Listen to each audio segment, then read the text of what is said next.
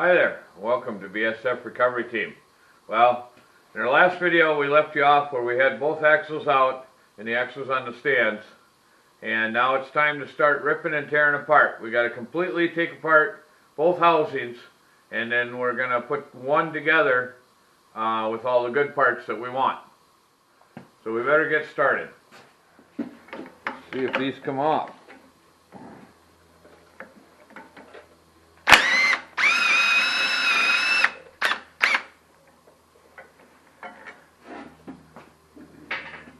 Excellent.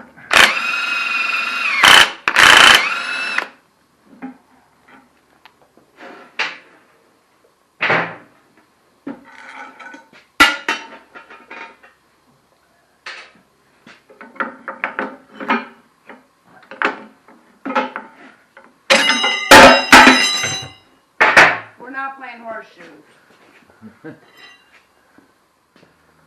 gotta get the tie rod out of the way in order to pull the differential apart.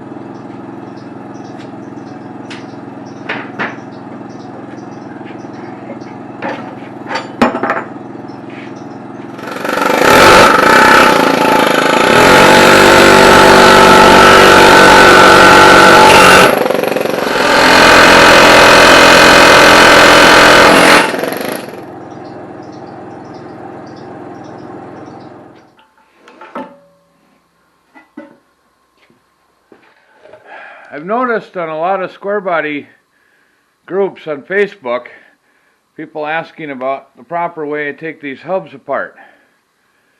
So I thought we'd go through that right now. The Warren locking hubs are pretty simple to take apart.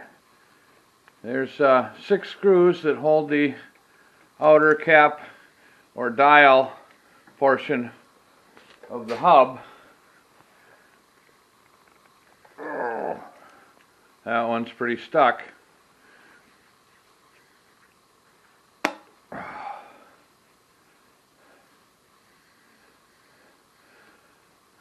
On.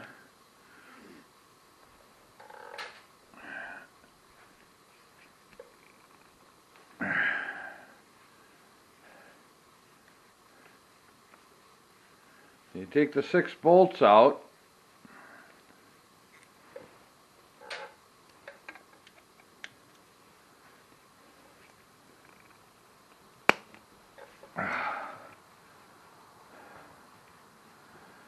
These particular ones happen to be a Torx bit. Some of them are Allen screws.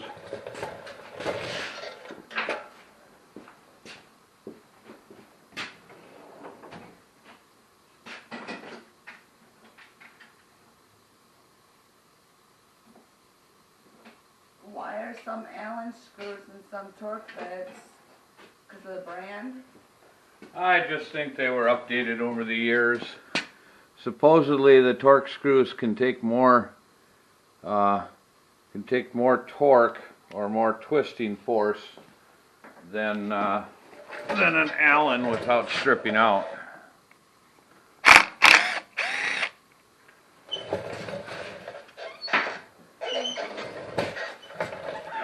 Okay, and then with that removed,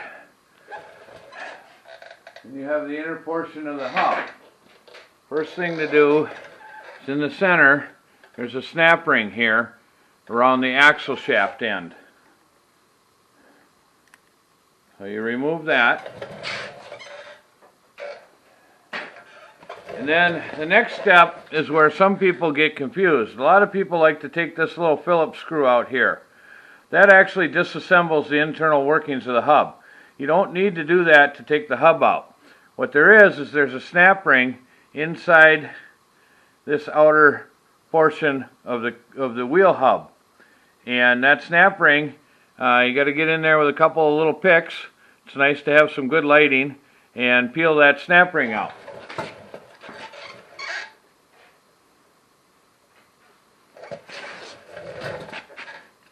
First thing is you got to find the end of it, and there it is right there.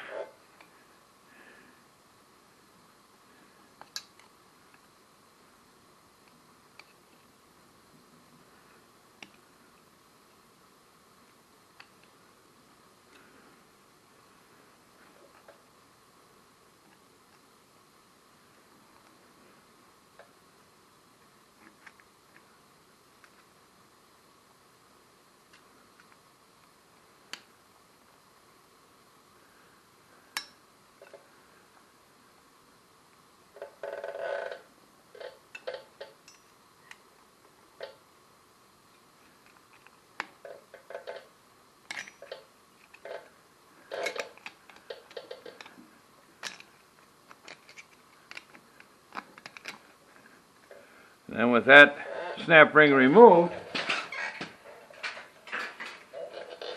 then you can take a couple of the bolts, thread them back in to give yourself some handles.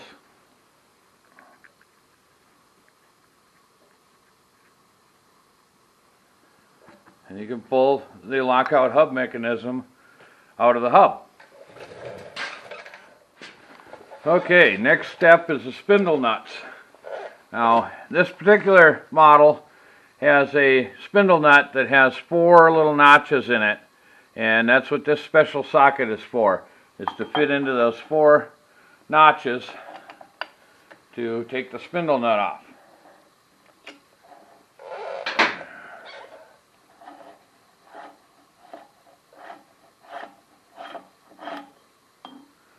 There we go, see that?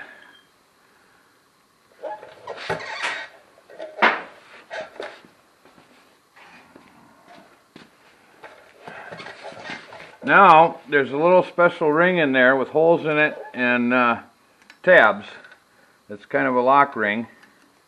And the easiest way that I found to get those out is with a snap ring pliers. And you grab it in a couple of the holes, just like you would a snap ring. I can grab a couple here.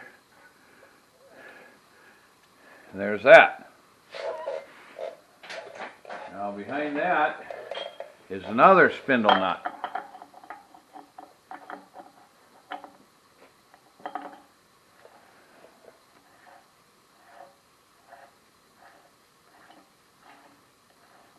Why do they call them spindle nuts? Because they thread onto the spindle cone. Now the inner spindle nut has got a little pin in one spot of it that sticks out a little bit. And that's where that lock ring locks onto. That's what the holes are for in the lock ring.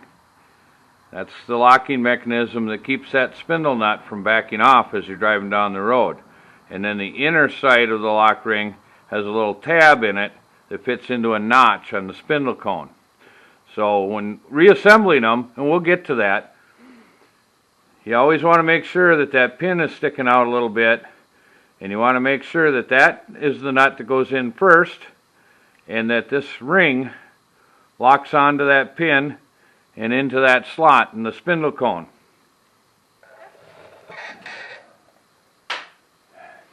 Anyway, now with all those removed, we should be able to pull the hub off.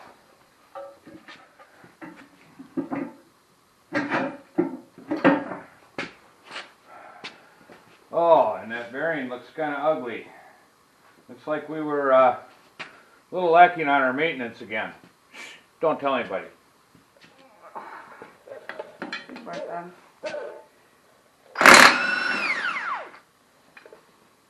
Go on.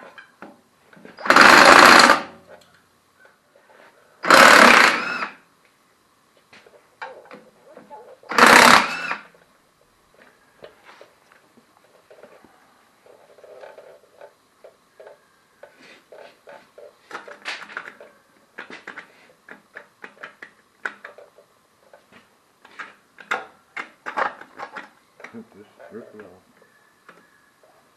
We get a little distorted.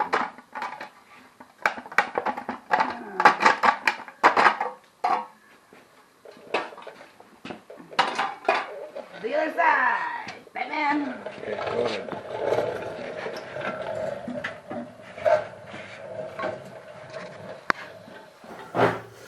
All right, the next thing to come off will be the brake anchor. Usually you can, on the big Dana 60 like this, you can tap that off with a hammer. Wiggle it off. And the whole reason we have to take this off is because we got to get the axle shaft out in order to get our differential gears out. Next is the spindle cone. Sometimes these are on there kind of tough. This one's been apart enough so I know I can take this one off by hand. There is an actual puller to use that threads onto the spindle cone here and pushes on the axle shaft. If you have a stubborn one, that's the best way to get it off.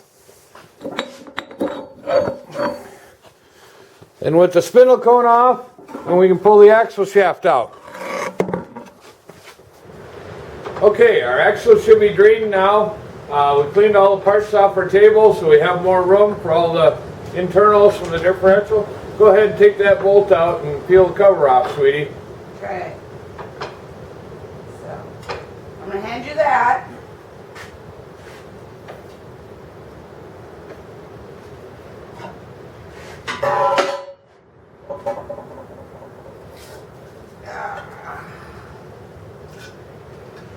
Okay.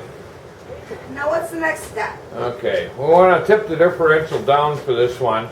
A little easier to work that way. So I'll pick it up. You move this stand in here so it's off the shock mount and it'll tip down. Okay, that's good. Look at all that dirt.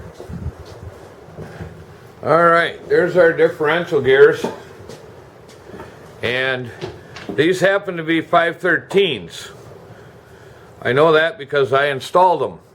And the factory axle will definitely not have 513s, as that axle ratio is only a aftermarket axle ratio. Oh, and I noticed something else here. What's that? We spun that roll pin out again, so our center cross pin is loose. Oh. Remember when we were backing it off the trailer and we felt it catch real bad? Yep. Right after the winter run. Right after the winter run. Well, that was a sign that this roll pin had broken. We'll show you that when we get it out. And the cross center pin is loose. That won't happen with the locker. Before we take the caps off of the carrier, we want to make sure that they go back in the exact same spot that they came from. So, because I had this housing apart before, I marked it with an R on the right hand side, and I marked it with a L on the left hand side. Can you see that? Sorta. And I always put the letters to the top.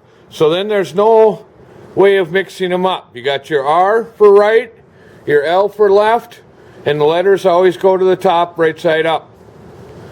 In case you want to know what I marked them with is letter stamps. See that? There's an R, there's an L.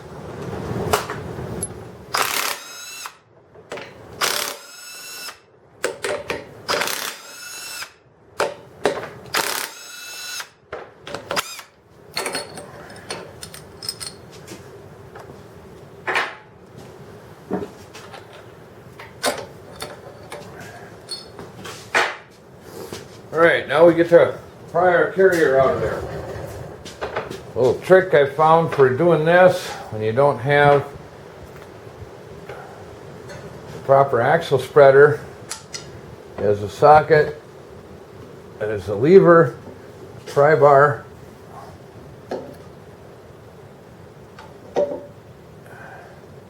because it's in there under preload.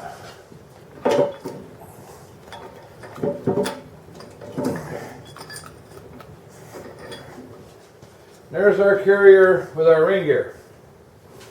Now if you want to come over here, I'll show you what we also broke on. So you can see how this pin here moves in and out, moves all the way out to the ring gear. Well, that's held in on the Dana 60, come up by that little roll pin right there. That's held in by that little roll pin right there. And quite often when you're on the throttle and spinning tires, and one tire catches some traction, the other one's spinning, vice versa, it'll put too much friction or tension on these little spider gears in here and cause that pin to twist against that roll pin. And it's broken the roll pin, so now our cross pin can move around, and when it comes out like that, it'll catch the tip of the pinion gear. That's how I knew it was broken, when the truck didn't want to move and there was a little bit of a snap coming from the front end when that pinion went by that cross pin. We're going to hold it with a pipe wrench and take the big nut out of the center.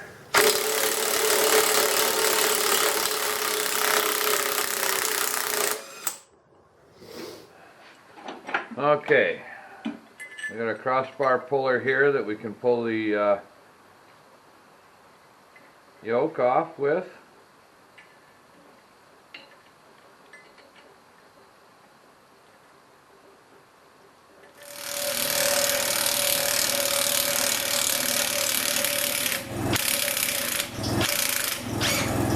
There we go.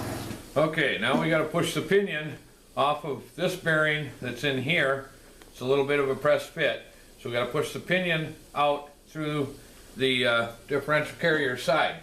To do that, we're going to use an air hammer, and we're going to have seat cover catch the pinion.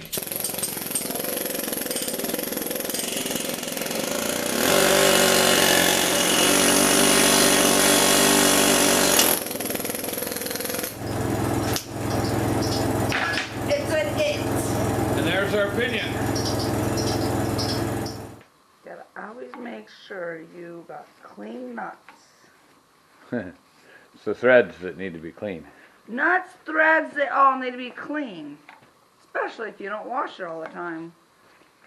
Alright, give it a shot. Okay, another thing we're going to need off of this axle is this high steer arm for our crossover steering.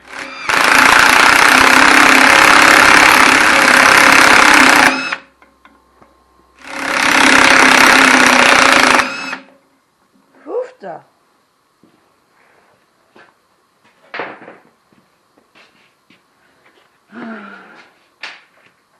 Hot. Yep.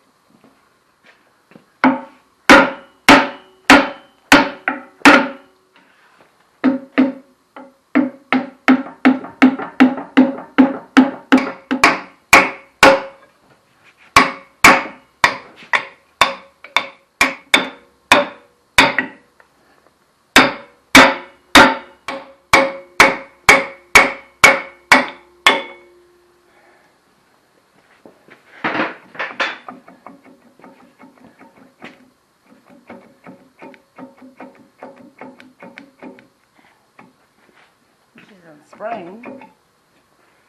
Yep, that's the spring that offers the preload on the upper cone. Now, one last thing that we need to take out of this housing is these 4 studs right here for our high steer crossover steering arm. One nut on, and we'll put another nut on top. Then we'll jam those 2 nuts together.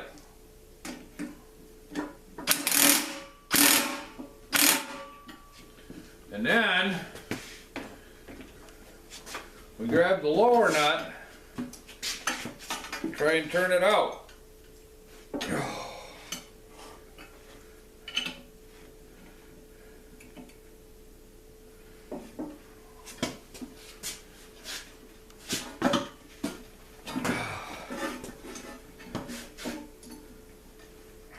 I see movement. It is turning. The stud is coming up.